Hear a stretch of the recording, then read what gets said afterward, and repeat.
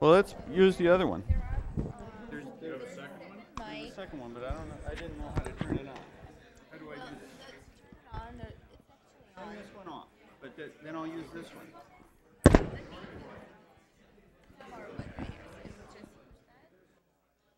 Okay.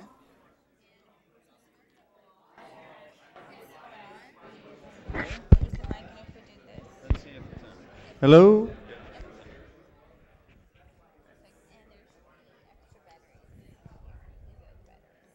If I run out of batteries, I'm just going to yell. Okay. I'm a good yeller. You know that.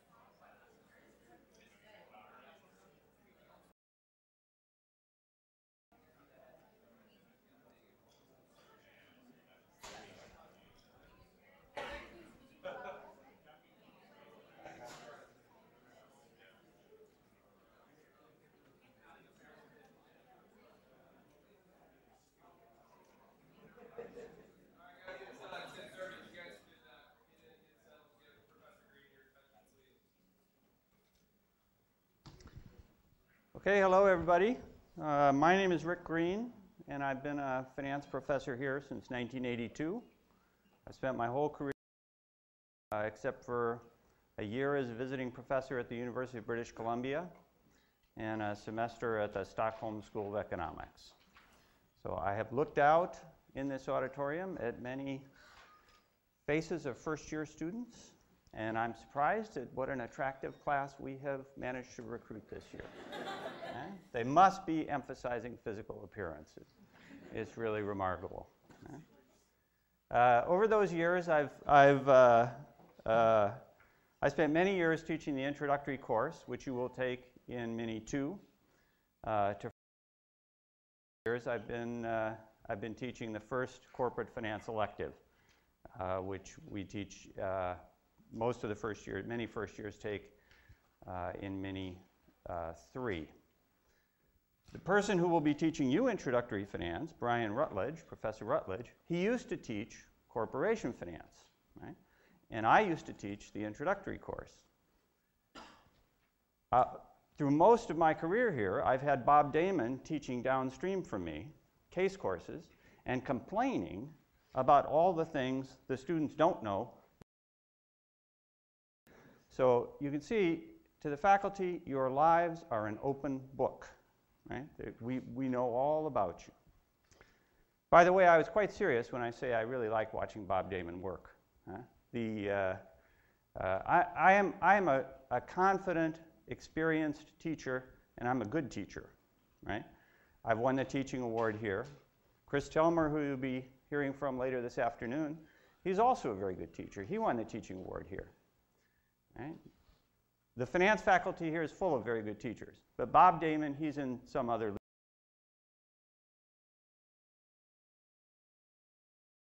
We're actually graduate students together, and he was like way better than all the other TAs. I couldn't compete with him then either. He could go to any business school in the world and be a star teacher, just an outlier.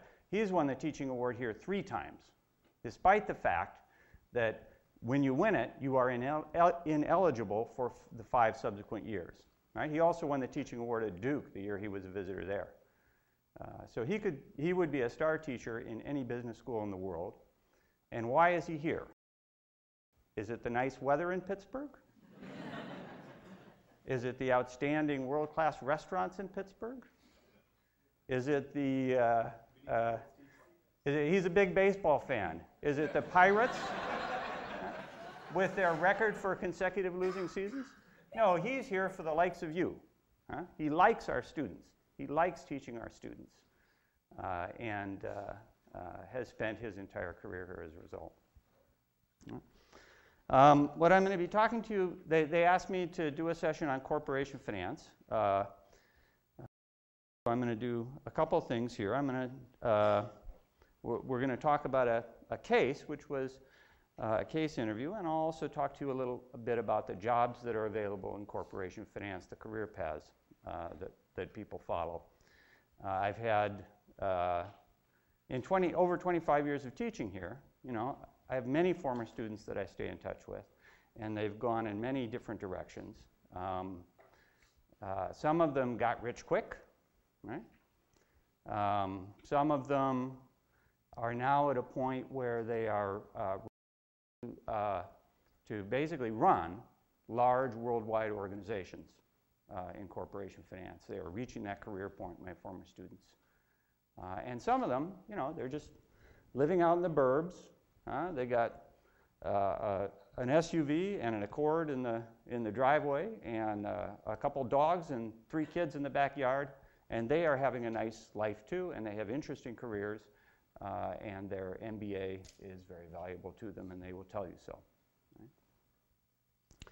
So we'll talk a little bit about what people do in corporation finance and the sort of leads to, and then we'll talk about this case that I asked you to look at beforehand.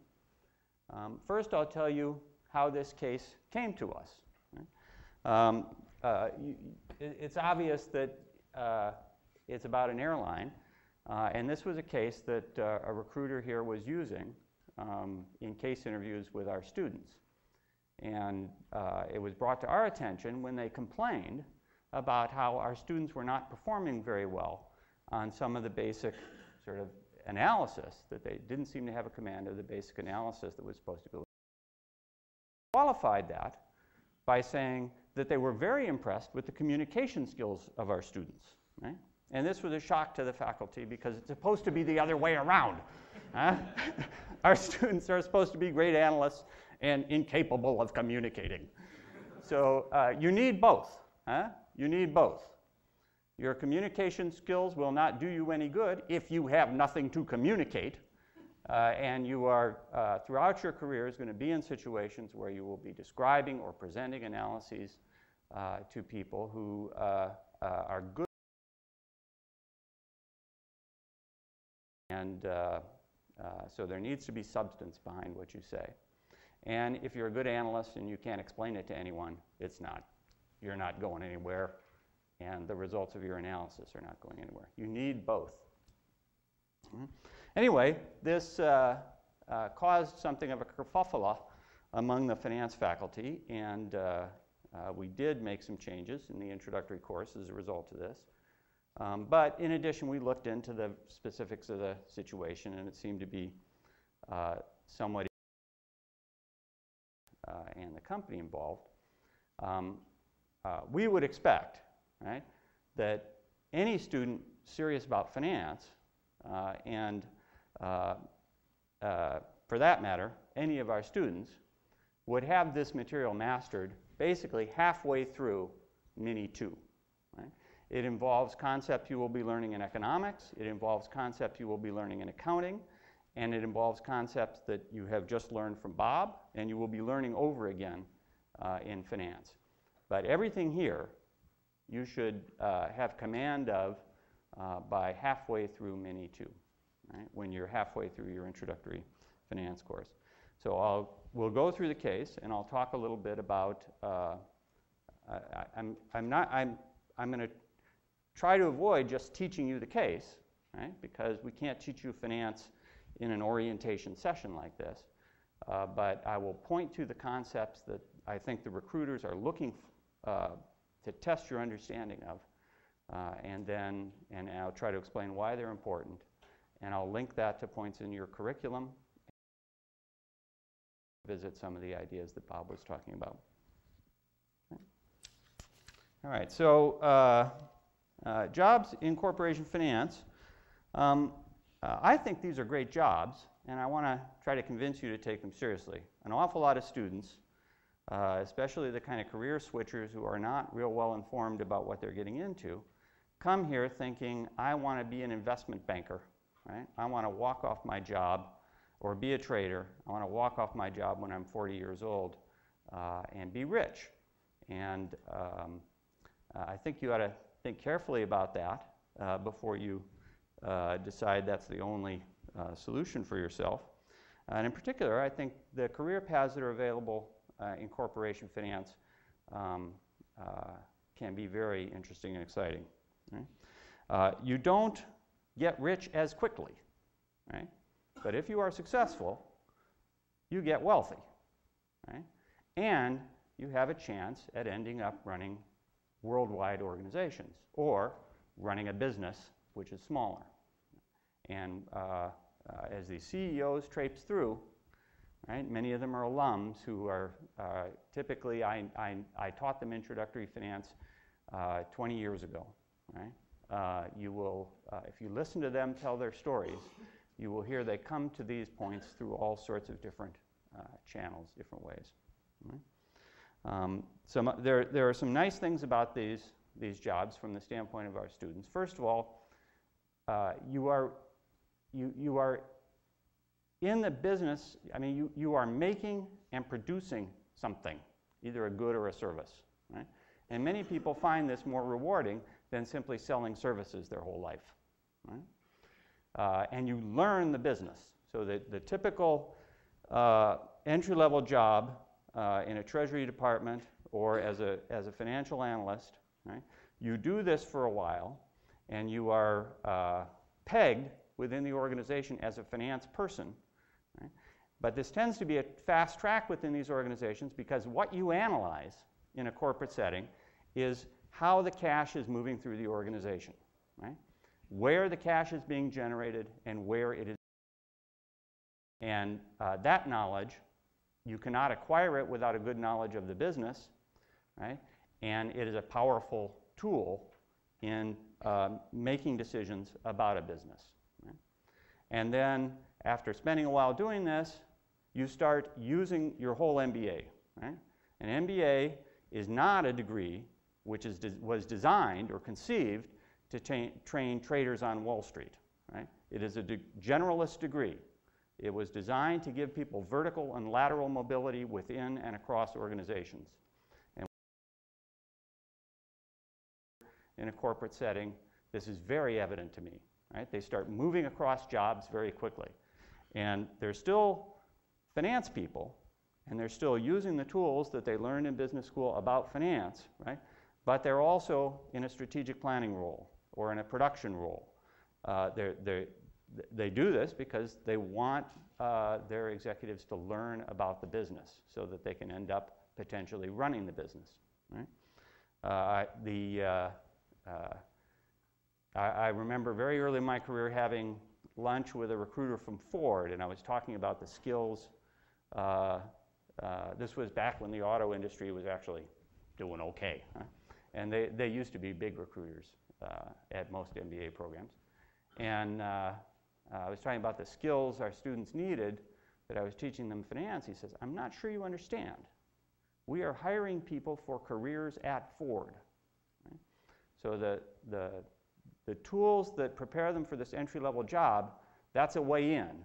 And that remains an advantage to them within the organization through their whole career. They have this specialization, but they learn the business. Right? And that's interesting. That means in your 50s, you're not doing the same thing you were doing in your 30s. Right? These are not dead-end jobs.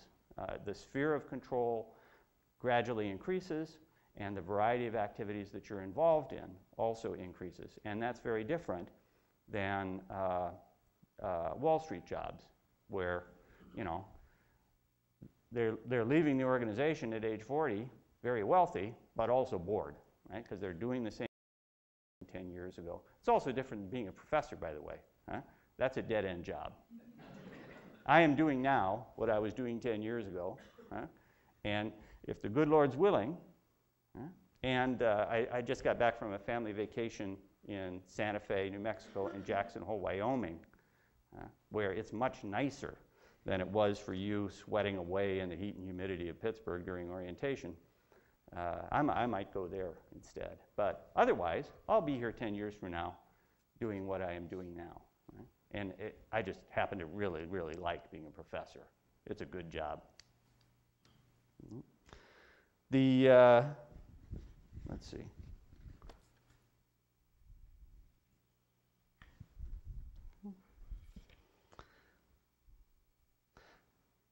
Another nice thing about the jobs in corporate finance is that they play to the comparative advantage of many of our students.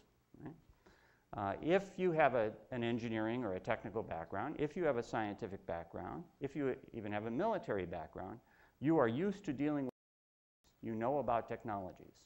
Right? In a corporate setting, this is an advantage to you. Right? Because they look at you and they say, this is someone who either understands already or will quickly come to understand what we do, right? The goods and services we are producing and selling. Right? If you go into a Wall Street setting, you're competing with Ivy League economics undergraduates with 3 to 5 years experience on Wall Street. Right? Now, you can do it. We've had many, many students that have made that transition. Right? But it does not play to their comparative advantages. At least think about doing something which emphasizes your comparative advantage. Right? That's a sensible thing to at least contemplate. All right. So let's talk about this case a bit. Let me first explain my goals here. Right? I can't teach you all the accounting and finance that goes into this or goes into what Bob did in one session, but I can make you aware of what to be looking for in your courses, right? Where these basic ideas are coming up. And the fact that this was a case interview, right, should emphasize to you how fundamental they are. And we'll see how some of the more fundamental concepts from what Bob was talking about, they show up here, and some of the less fundamental concepts from what Bob was talking about, they just ignore here, right? They just make assumptions so that you don't have to worry about it in solving it. Right? I'll explain to you why these concepts are important to employers. Right? And hopefully, then this will put you in a receptive mood halfway through the first mini, when you're learning all this accounting and you're wondering where this is headed, right? This is where it's headed.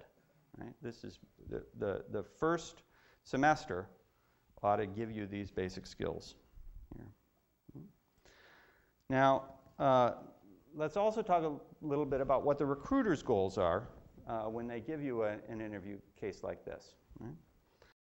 The first thing they want to know is, can you quickly organize information? Right? Quantitative information. This is quantitative information. You've got to put it in a spreadsheet to get organized. Okay? And you need to do this under time pressure. Well, that's consistent with all of these entry-level jobs. in finance, right? It is a quantitative field. When I say quantitative, you need to do quantitative analysis to do this. I don't mean you need to integrate e to the x, right? The English majors can do this. Right? I was an English major. Myself a test to see if I could do this case. So after 25 years, I passed, by the way. You need to be able to do arithmetic, right? You need to be able to solve word problems. You need to be able to organize quantitative information and come to use that information to help you make sensible decisions. Right? So they want to see if you can do this. They also want to test your understanding of certain very fundamental concepts in finance and accounting. Now, in a corporate setting, in a business school, you learn finance and you learn accounting, and there's a certain amount of overlap. In a corporate setting, right, that overlap is much less, or the distinctions between these two are much less evident. Right? The worst thing you can do in a corporate finance interview is say, well, I don't really want to do that. That sounds like accounting. I'm not interested in accounting. Do you have a job where like I can buy and sell companies? That's really what I want to do in my entry-level job. Right? So they have already figured out that they don't want to put you in charge of buying and sell companies, right? On your first assignment. You sort of have to work your way up to that. But the tools and skills that go into buying and sell companies, or the tools and skills that go into deciding whether to install Wi-Fi on an airline fleet, right? They're very similar, and they involve both the valuation, right? But also coming up with the numbers to value, right? What goes in the numerator and what goes into the denominator. And so this kind of valuation exercise within a corporate setting, it's embedded in a job where you're also doing lots of other kinds of strategic planning and budgeting and so on. Right? It involves a lot of accounting. They also, in giving you a case interview like this, they want something to talk with you about. Right? They want to understand if you're and able to communicate what you have done. Right? And then finally, they want to know if you can think beyond the numbers.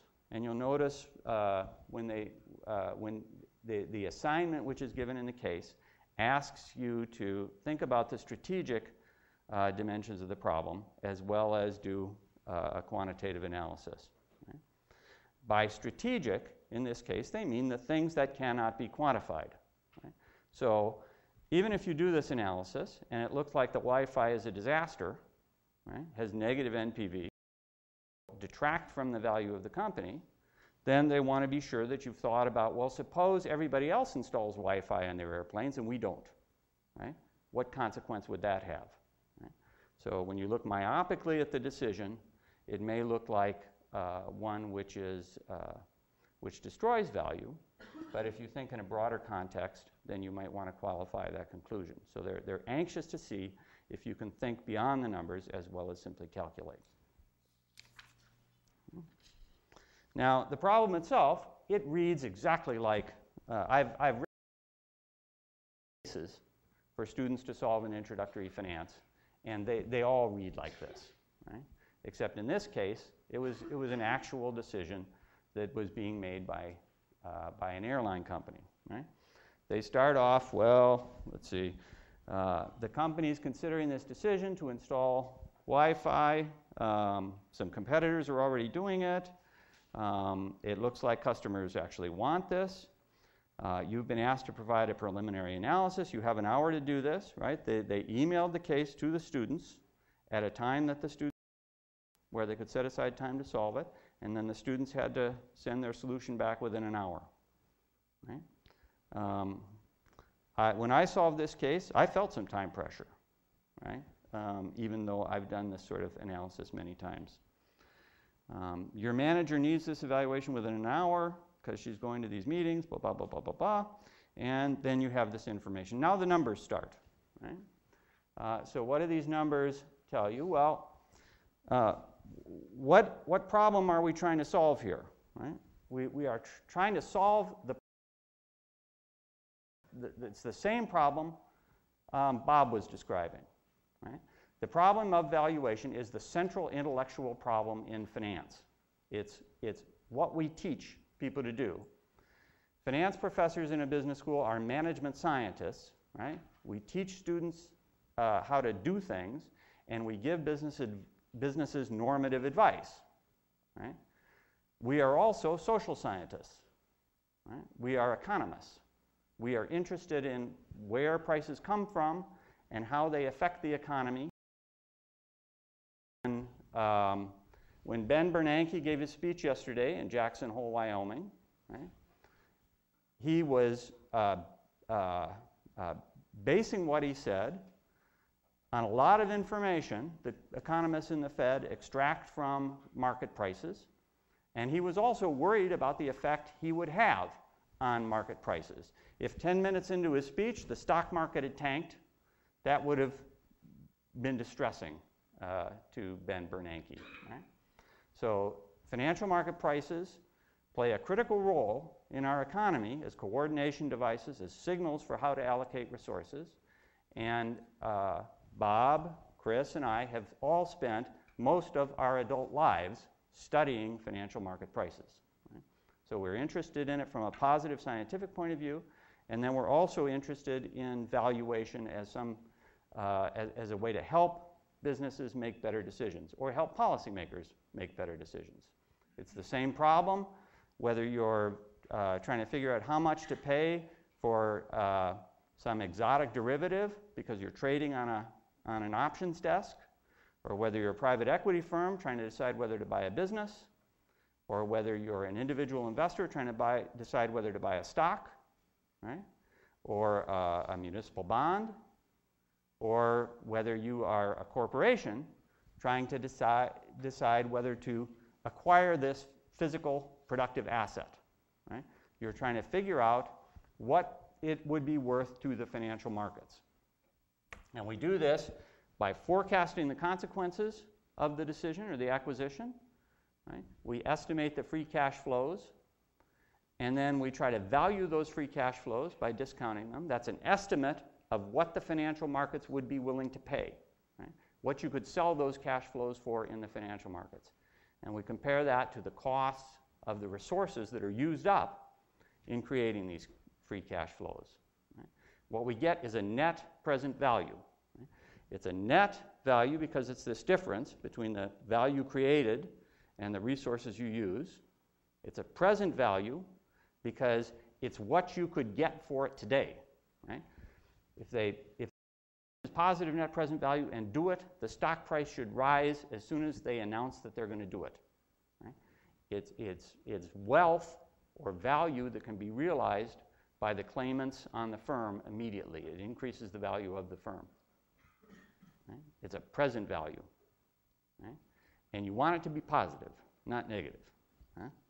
Because if you keep doing these things that destroy value, then the stock price goes down, down, down, down, down, and David Tepper, he makes your life miserable.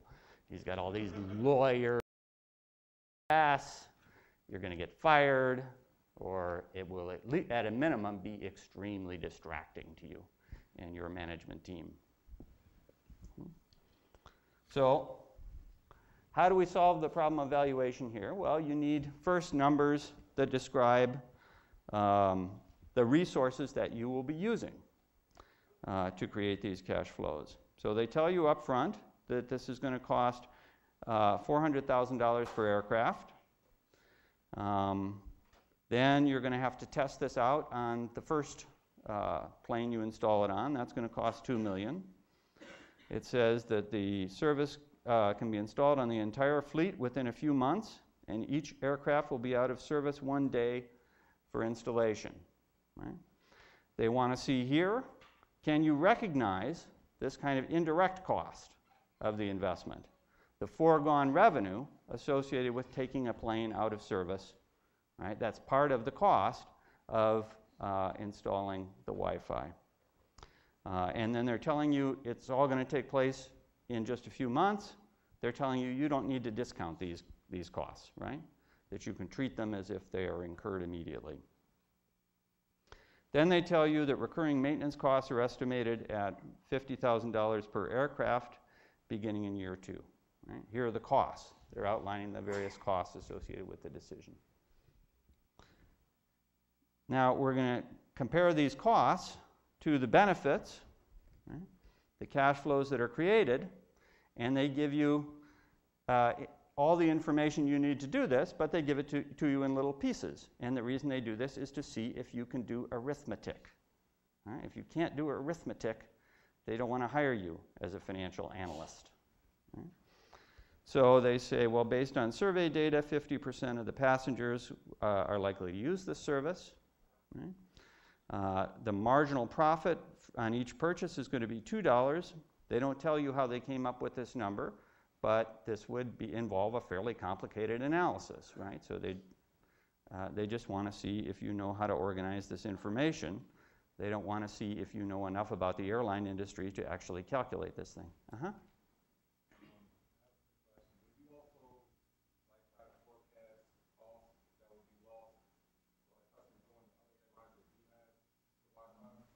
Yes, so this is I think what they were probably after when they ask you to think about the strategic dimensions of the problem. Right? It would be very difficult to quantify those costs because we just can't, right? If it turns out that 50% of your customers are going to fly Delta because they have this service rather than American, to quantify those costs quickly. So I think they left that out. But they're looking for questions or thinking about that when they ask you to analyze the strategic aspects of the problem. Okay.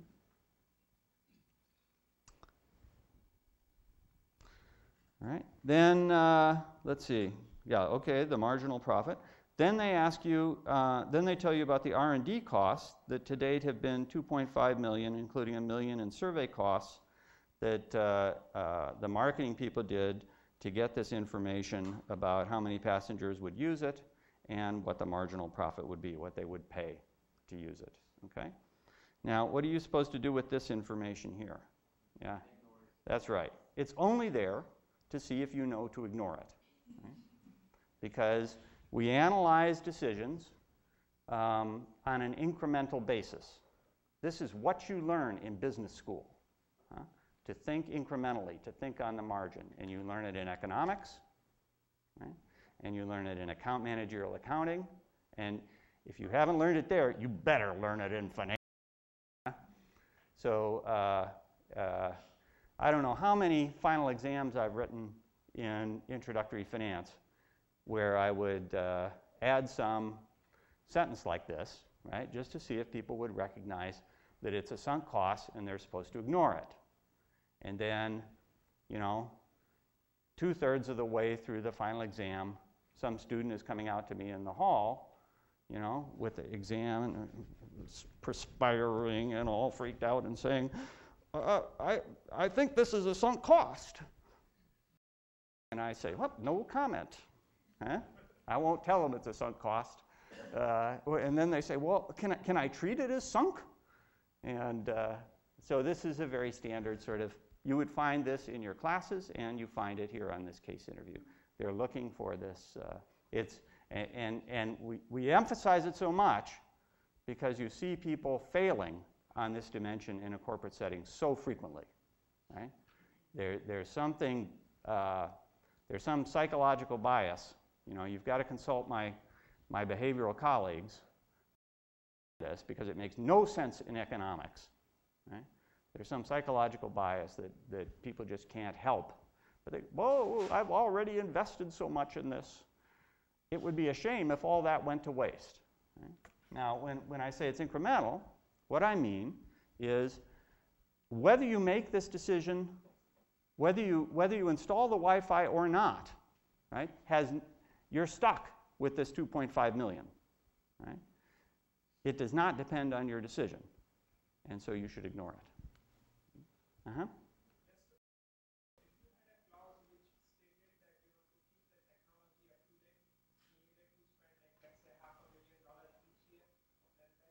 That would be incremental, right? Because then if you abandon the project at this point, right, you don't incur those costs. Now, here it's very easy to see what's sunk and what's not. Right? It's not always that obvious. Right? It's not always that obvious. It can be difficult to figure out what is incremental and what is not. Think of overhead charges, corporate overhead. Those kinds of charges. Are they incremental or are they not to a particular decision? That can be something that people in a capital budgeting setting or a budgeting setting spend an awful lot of time arguing about within corporations, or transfer pricing type problems. Right? It can be very difficult sometimes to decide what is incremental and what is not. All right, and then you need some more information to figure out how to use this information. So they tell you that the equipment costs can be capitalized. Right? Remember, Bob emphasized this distinction between costs which you can recognize for accounting purposes immediately, and other costs which you are not allowed to recognize immediately. Right, for either tax purposes or accounting purposes. You have to spread those costs out over the useful life of the asset that you've acquired. The cash flows out in either case in exactly the same way. Right? But the effect on earnings and indirectly the effect on cash flow because of the tax implications is different for the two. So they tell you how to calculate the depreciation. And they tell you to do it on a straight line basis, not because they would, but because this is a case interview and you don't have time to do it some other way. Right? And that would also, you would also typically see it phrased this way on an exam in a finance course. Right? And then a team member has provided you with pro forma information that you requested. So you need to know on a given flight, on average, what percentage of the seats are going to be sold. Right? What the normal gross revenue per flight is likely to be, and you need that to account for the fact that each aircraft will be out of service for a day during installation. They tell you the marginal tax rate is 40%.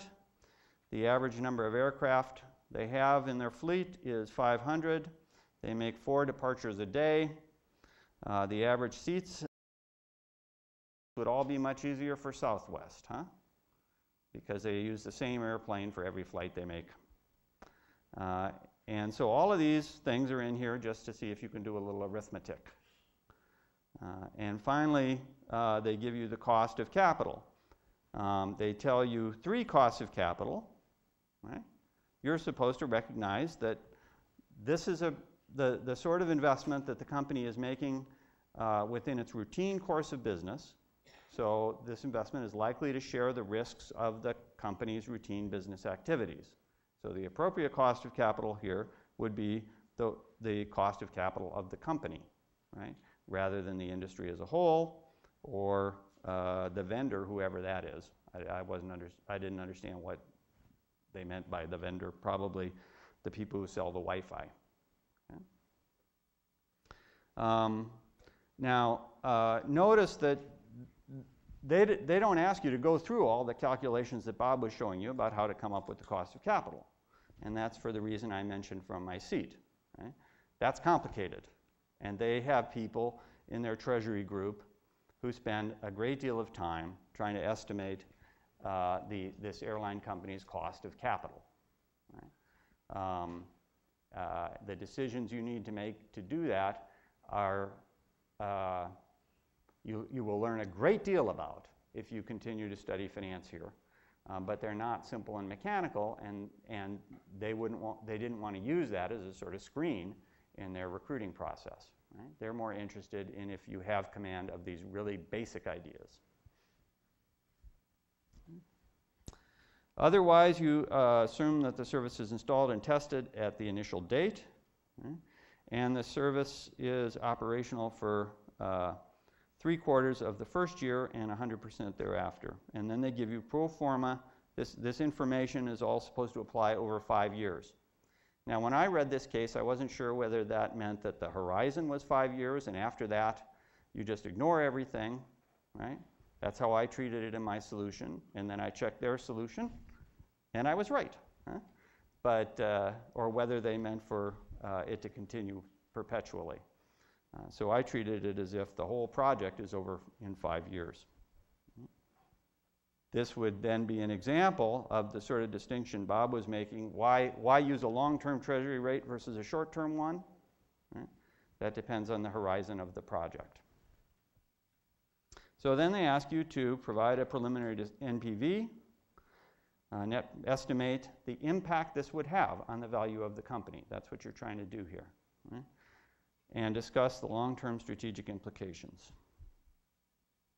All right. So here's the cash flow template that they gave the students, where I filled in the numbers that I came up with. Right?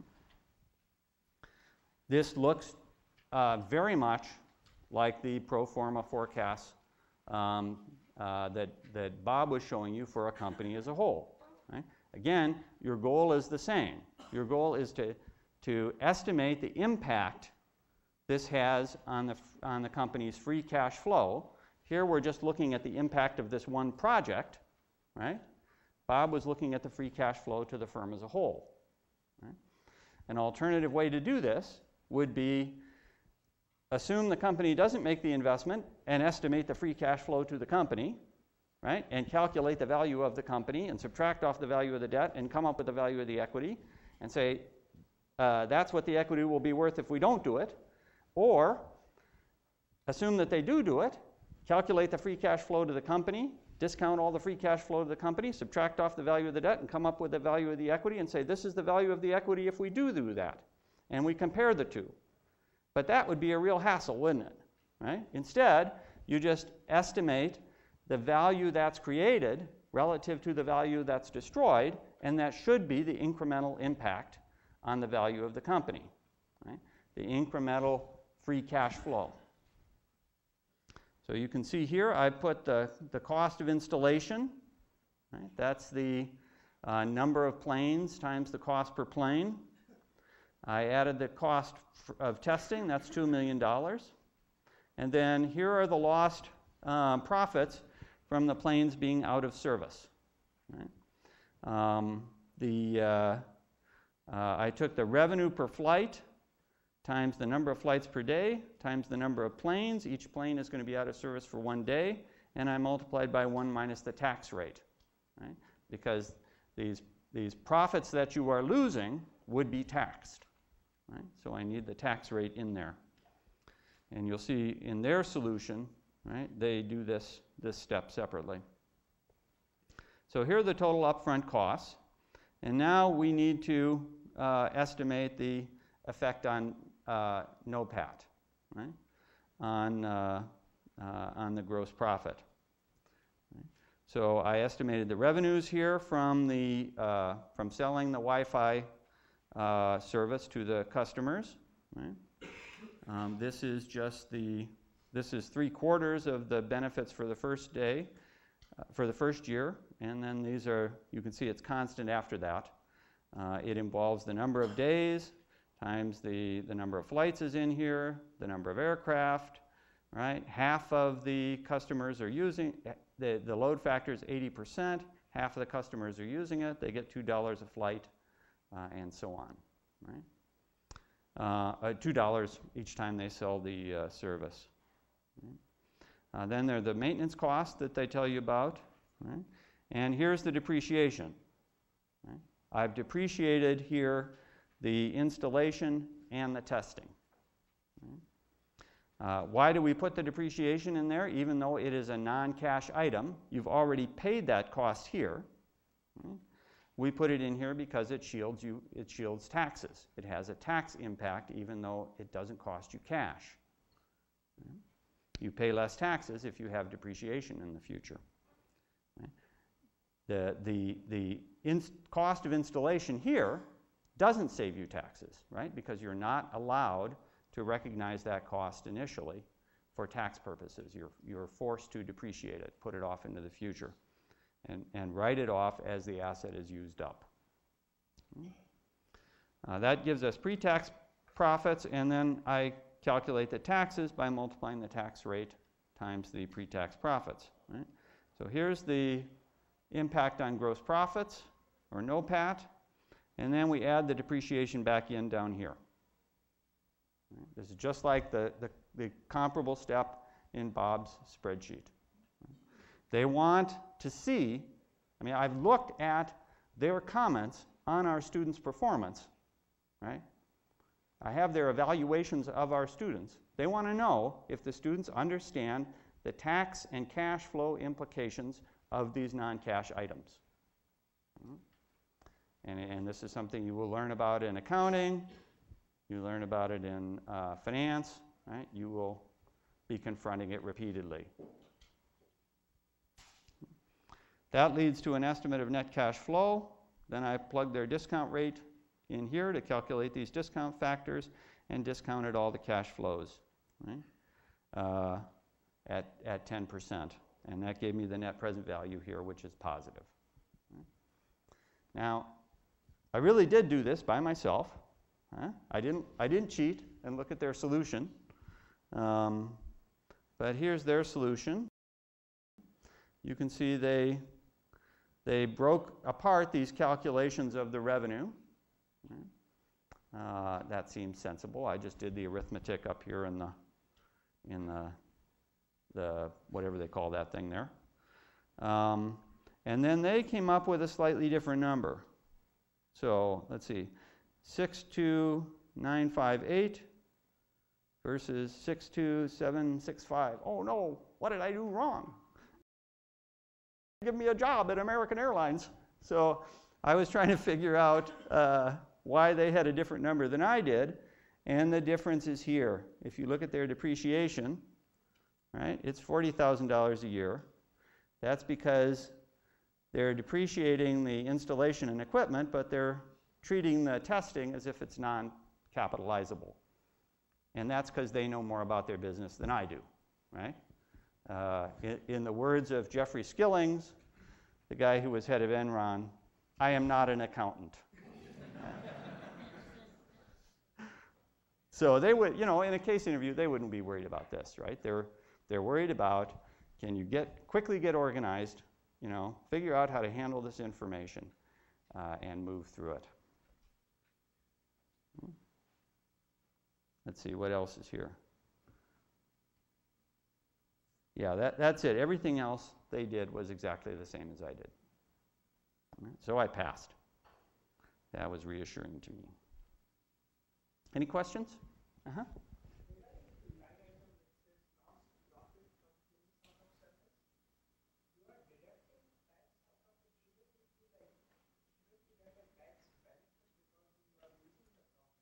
Yes. So if that's another difference between their spreadsheet and mine, but it doesn't have any effect on the answer. So they add in here the tax benefit from testing and out-of-service costs that would be expensed rather than capitalized, right? But notice what they've got here for the out-of-service costs, $5 million, where I have $3 million. You see, I've already calculated the tax benefit here.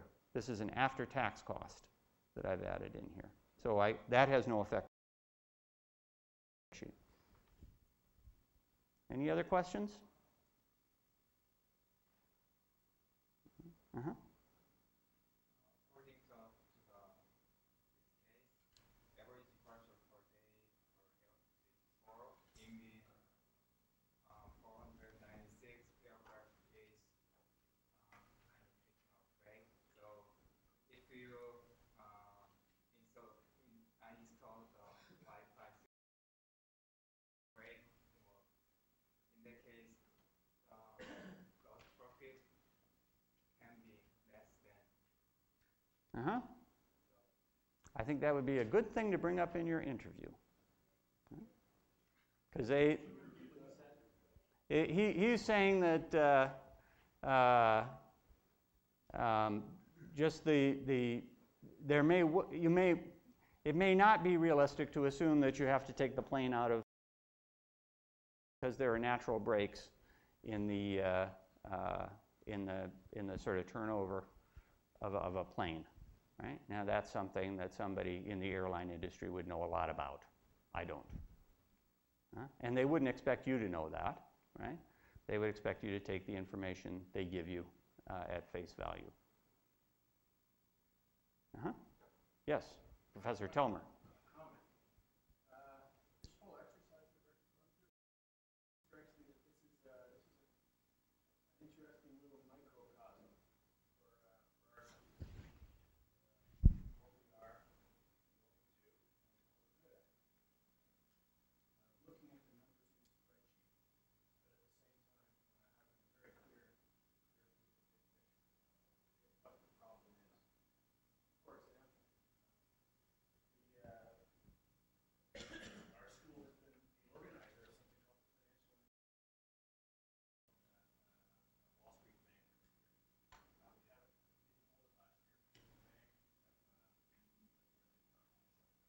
What's held with Lehman Brothers. Their office is not available last year. And our team, sometimes there's a little bit too much of Chicago's Wharton's team. A lot of time with the sales pitch and the sort of overall qualitative aspects of the problem, whereas our guys would be up there pointing at numbers on the spreadsheet.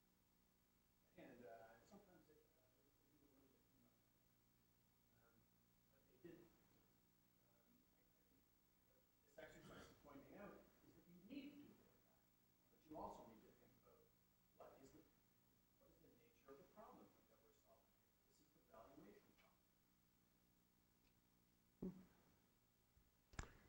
Anything else?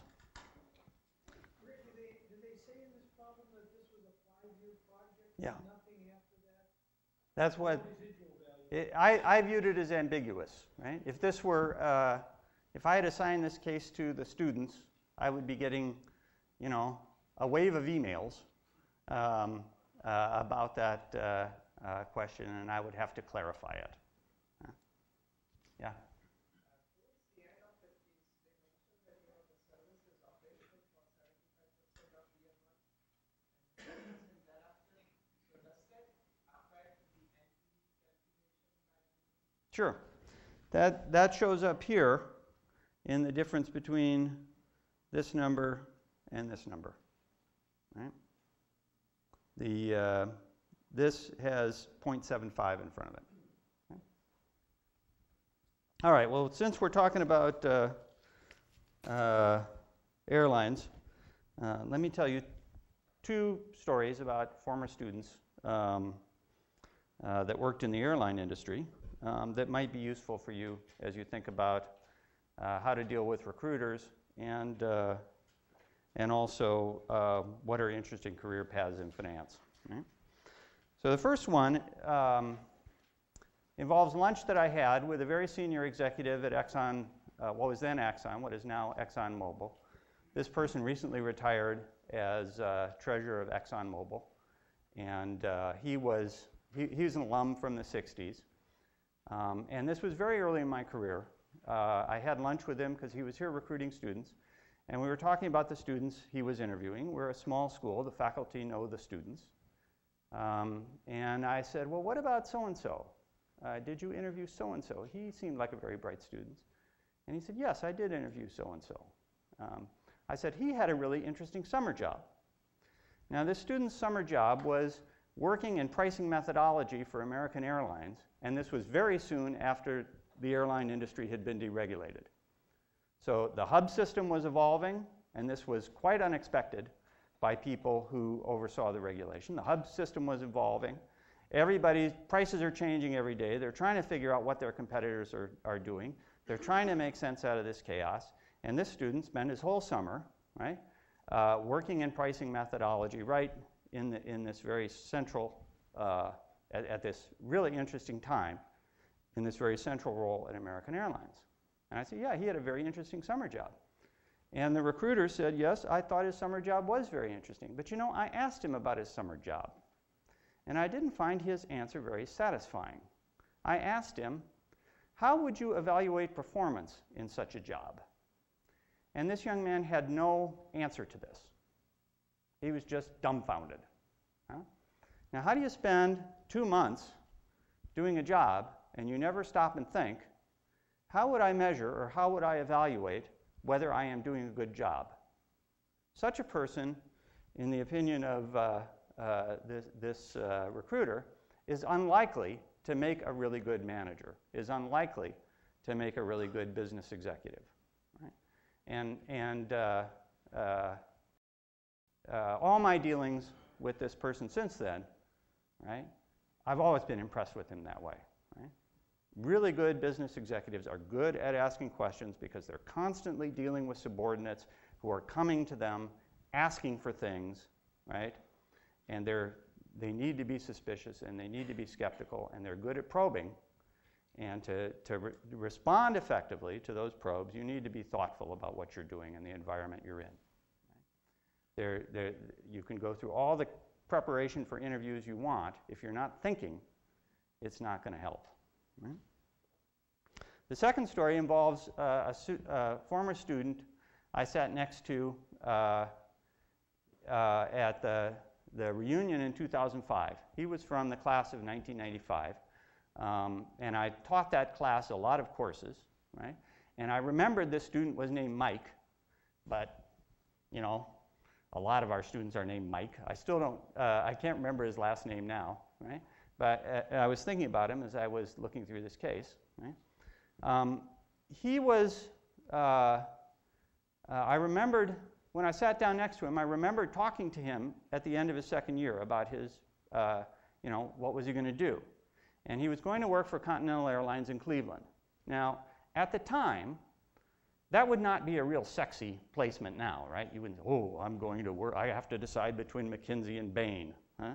I've got to decide between Goldman Sachs and Morgan Stanley, right? And then you say, well, I'm going to go to work for Continental Airlines in Cleveland. That would, you know, that would not really impress people, right?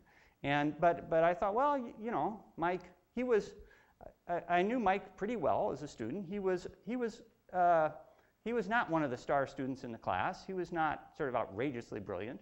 He was not somebody who was going to kill himself to get an A+ versus an A-. He was just a sort of good, typical student. And he was a very positive person who was kind of curious and interested in things, and who worked very well with his teammates in the case course I taught. So I had a very positive impression of Mike, but he was not one of the students who would have stood out to me in class as one of the leaders of the class. Right? So you know, maybe Continental Airlines, you know, is a good thing for Mike. So I asked him when I sat down next to him, you know, quickly. I said I remembered him, and we quickly got around to what he was doing now. He is now head of route management for U.S. Air. Previously, he was head of route management for America West. Right? If you think about the airline industry, if you are head of route management, you are in quite a critical place. Right? And especially to two firms that are contemplating a merger, because where are the synergies going to come from? They're going to come from consolidating routes. Right? So his job involved all sorts. He was a finance professional. Right? What he knew about was how to analyze incremental decisions, business decisions like this. Right? That was his source of expertise. But his MBA here had also given him some sophistication about operations research. That's really important in route management. And he'd spent the previous year flying all over the place, right? Making presentations to both boards, right, about the savings that would be achieved in a merger, making presentations to various investor groups. Right? It was a very high visibility job within that company. Right? It would not surprise me at all to read in the Wall Street Journal tomorrow that he had been appointed CEO of a major airline. Not only that, but he had a job that every time he goes to a cocktail party or sits down to beer with an old college or high school friend, they have something to talk about. Because everybody flies, and he knows all about it, right? So I spent a fascinating evening with him, talking to him about his job, and he's really into it. He's just having a great time in his career, and he's moved quickly. He was only 10 years out, right? So he's moved quickly into a very influential position, and it wouldn't surprise me if he continued in that direction. So there are a lot of really interesting careers available that aren't, that might not be the sexiest of all placements when you just start out. Right? David Tepper being the ultimate example. Right? His first job was working for National Steel here in Pittsburgh. Okay, well, thank you very much for listening.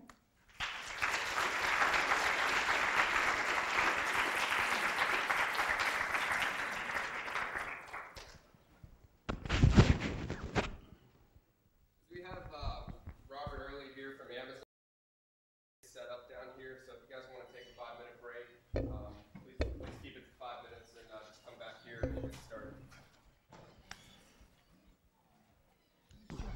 Thank you. That was terrific. Thank you very much. All right, excellent, Rick. Well, thanks for the compliment, man. You're so nice.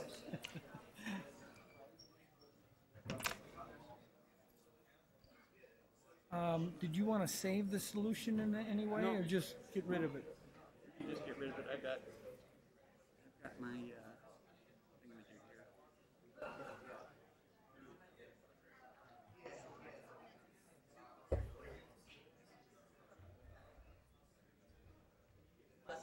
How you